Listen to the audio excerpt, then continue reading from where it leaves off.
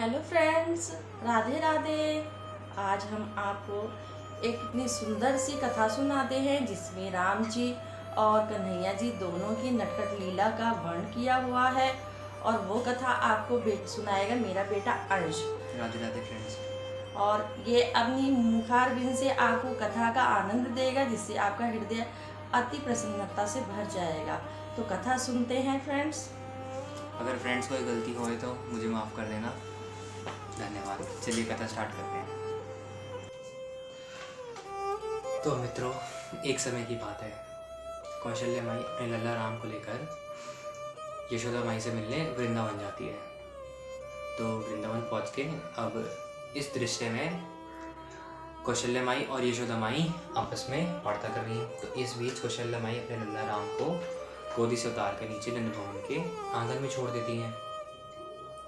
अब जैसे ही वो वार्ता में दोबारा लगती हैं तो उनकी नज़र पड़ती है कि नंद भवन से कन्हैया निकल के आ रहा है। अब वो असमंजस में पड़ जाती है कि मैंने तो राम को अभी यहाँ छोड़ा था, ये वहाँ से कैसे आ रहा है। तो इस भाव को देखकर यशोदा माई कहती है कि अरे सखी, तुम चिंता ना करो, तुम्हारा राम और मेरा कन्हैया दोनों एक जैसे हैं। तो अब राम कृष्ण दोनों क्रीड़ा में लग जाते हैं और माता यशोदा कौशल्या जी अपनी वार्ता में लग जाती है। अब वार्ता करते करते सुबह से शाम हो जाती है। तो शाम को अब कौशल्या जी कहती है कि चलो सखी, अब शाम हो गया, मेरे को जाना पड़ेगा। तो जैसे ही वो जाने के लिए तैयार होती है तो वो अपने लल्ला राम को लेने आंगन में जाती है। अब जैसे ही वो राम को गोदी में लेने लगती हैं तो दोनों बालक एक जैसे, तो वो राम की बजाय कन्हैया को अपने साथ ले जाती है और रघुनाथ जी रह जाते हैं वृंदावन में। अब राम जी तो बड़े मर्यादा में रहने वाले, सोएंगे भी, सोते भी मर्यादा से, उठते भी मर्यादा से, खाते भी मर्यादा से, खेलते भी मर्यादा से, एकदम मतलब फुली डिसिप्लिन्ड चाइल्ड जिसको कहते हैं ना, बिल्कुल राम जी वैसे। और वहीं हमारे कन्हैया जी बिल्कुल फुली इनडिसिप्लिन्ड, एकदम नटखट। तो उन्होंने पूरे रास्ते कौशल्या माई की नाक में दम कर दिया। कभी उनकी नाक में उंगली डालें, कभी उनके कान की कुंडल खींच दें, कभी उनका घूंघट उतार दें, कभी उनका घूंघट ऊपर उठा दें, कभी उनकी चोटी खींच दें। तो मतलब उनकी नाक में ऐसा दम कर दिया उन्होंने जाते हुए। अब कौशल्या माई परेशान कि आज राम को क्या हो गया, आज ये इतना परेशान कैसे कर रहे हैं। बल्कि वहाँ उनको मज़ा भी आ रहा है, पर फिर भी चलो। और वहीं दूसरी तरफ कन्हैया के सखा हो, तो कन्हैया जब उद्यमी है तो कन्हैया के सखा तो और भी उद्यमी होंगे। वहाँ उन्होंने उधम मचा दिया। अब वहाँ वो आए शाम के समय, बोले चल लाला, तू ऐसे कैसे बैठा है, हमारे साथ घोड़ा घोड़ा खेल। वहाँ उन्होंने रघुनाथ जी का घोड़ा बना के चल टिक टिक टिक टिक टिक टिक, वहाँ पे उनको घोड़ा बना के कभी उनके कोई बाल खींच रहा है, कभी कोई उनके कान खींच रहा है। रघुनाथ जी परेशान कि ये कहाँ फंसा गया कन्हैया मुझे।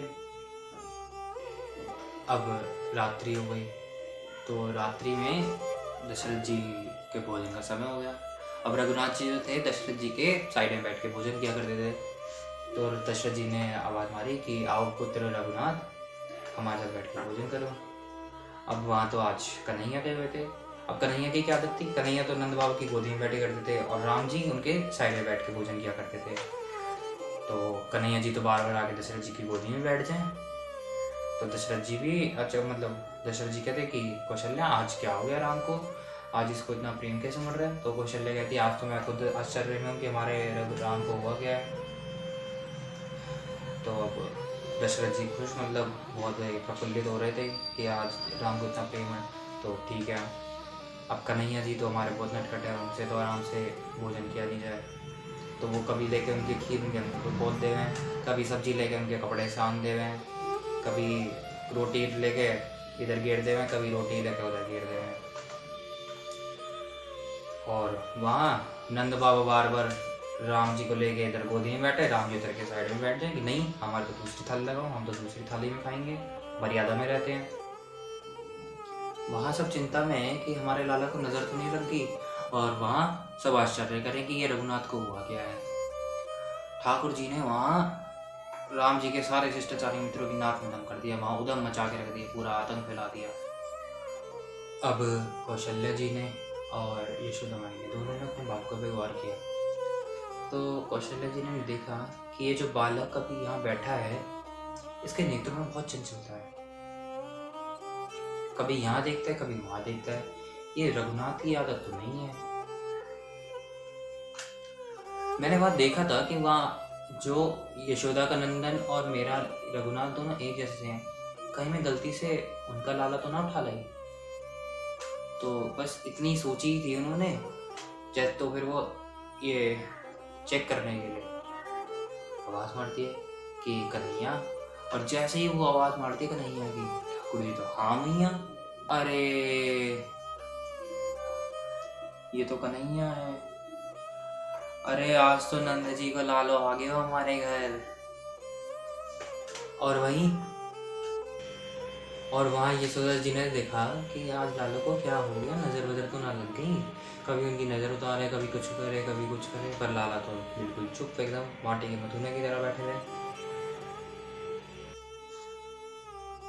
हाँ, अब यशोदा जी बोली, राघव, तुरंत नेत्र ऊपर करके राघव जी बोलते हैं, हाँ मैया, अरे तुम यहाँ आ गए उससे हमें कोई दिक्कत नहीं है, पर जो वहां गए उसने न जाने पता नहीं क्या क्या कर दिया होगा। वो आतंकवादी पहुंच गया वहां पे। इससे पहले कि पूरी अयोध्या की नाक में दम कर दे, तुम चलो मेरे साथ।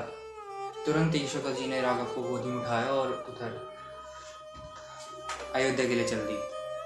इधर से यशोदा जी आ रही है और उधर से कौशल्या जी आ रही है। कौशल्या जी के बाल पूरे बिखरे पड़े हैं, चुन्नी ओढ़ी पड़ी है पूरे एकदम, और दोनों रास्ते में मिलती हैं। कौशल्या कहती है, लो पकड़ो अपना बंदर। तो कहती है, हाँ हाँ तो तुम भी पकड़ो ना अपना माटी का मत होना। दोनों मिलके हंसने लगती हैं। तो बस दोस्तों, यही थी आज की कथा। फ्रेंड्स, आपको ये कथा कैसी लगी मेरे बेटे के मुझ से? प्लीज़ आप मुझे कमेंट करके बताएं, और ऐसी कथा सुनने के लिए मेरे चैनल को सब्सक्राइब करें। Thank you friends. Radhe Radhe friends.